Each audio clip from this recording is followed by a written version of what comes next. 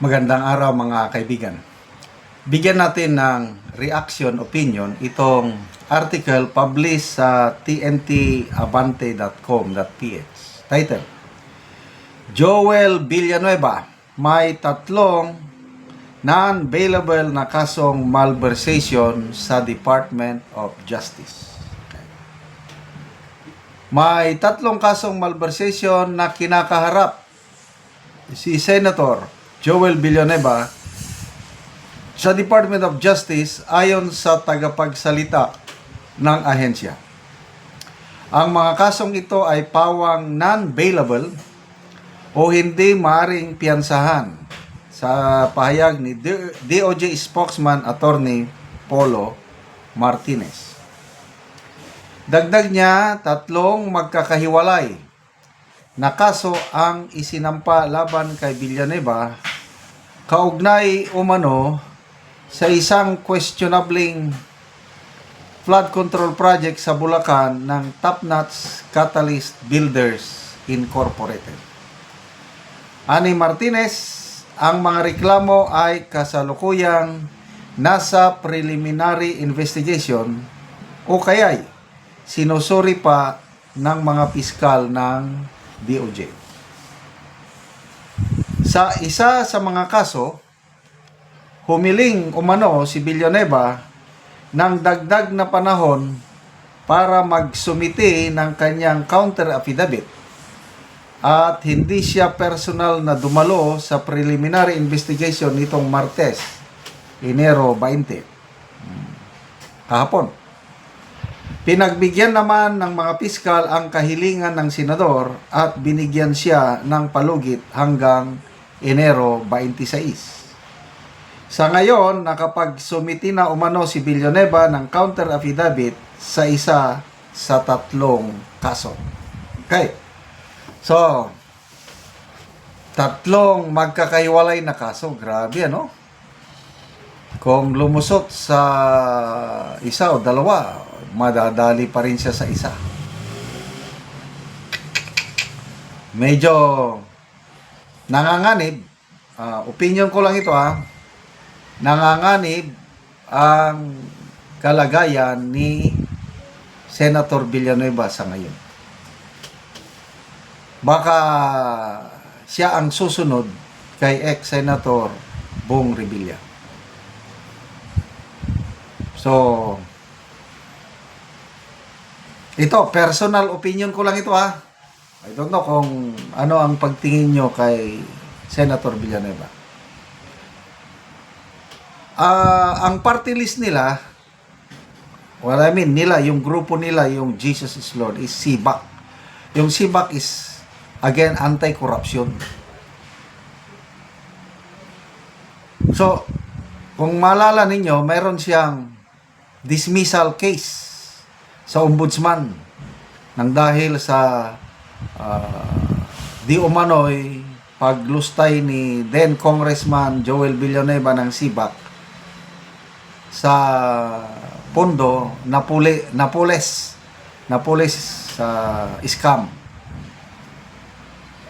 Kaya lang yung dismissal case na yon ng Ombudsman Conchita Carpio Morales ay ni-reverse ni retired Ombudsman Mar Perez.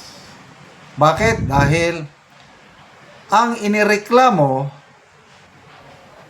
na party list na nakatanggap ng pondo ay hindi yung SIBAC.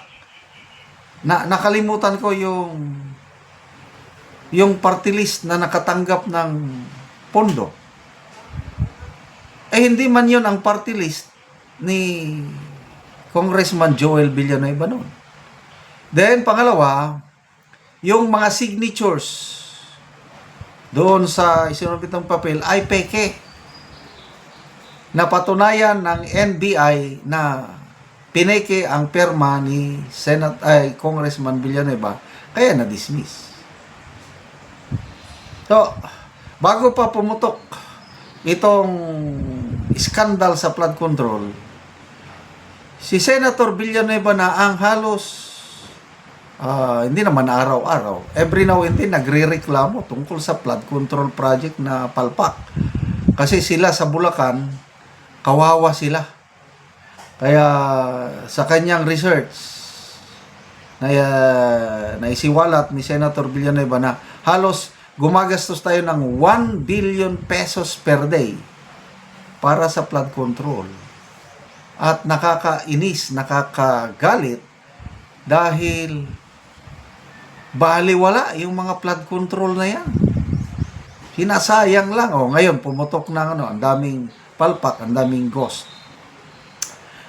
Kaya ito, ang pananaw ko lang ito. Hindi ako naniniwala na nasangkot siya dyan.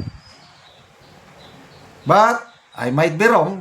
Kaya nga, depende na sa mga piskalya. Sana, mag-submit si Senator Villanueva ng eksaktong ebidensya. Sana magkaroon ng patas na pagdinig ng piskalya.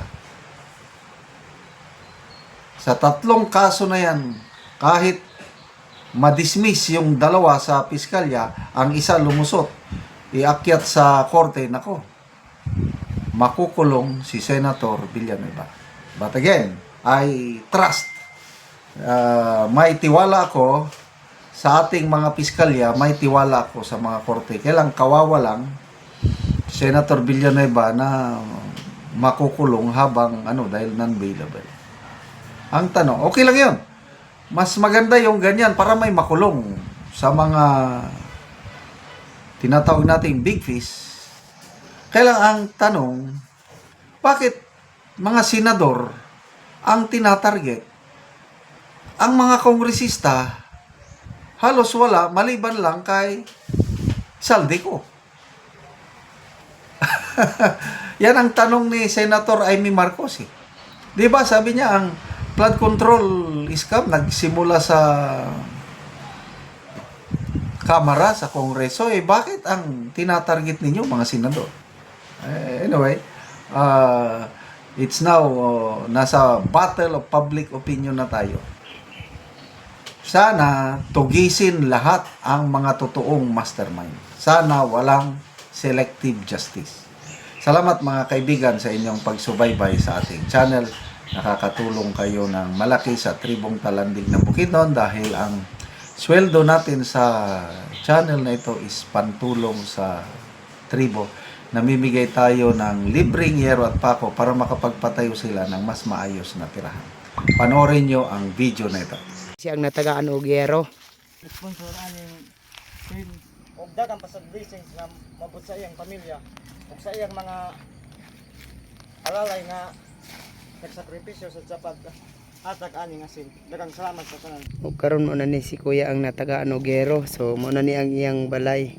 Ug mo na ni ang iyang atupan nga iyang balay karon.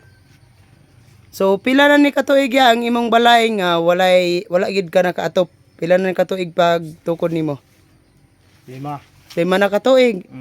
Nga naman nga wala ka nakakuang gyud, walay budget. Short permanente sa budget kay. Oo. So makatop na ka karon niya. Ay makatop na gid kay naa may nag-sponsor. Oo.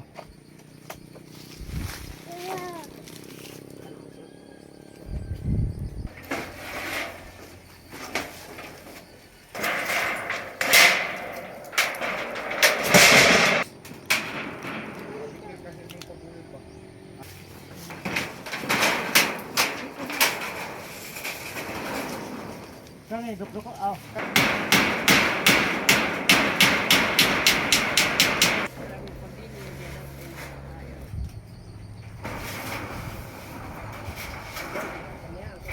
Ug karon naman na gid si kuya sa pag-atop sa iyang balay.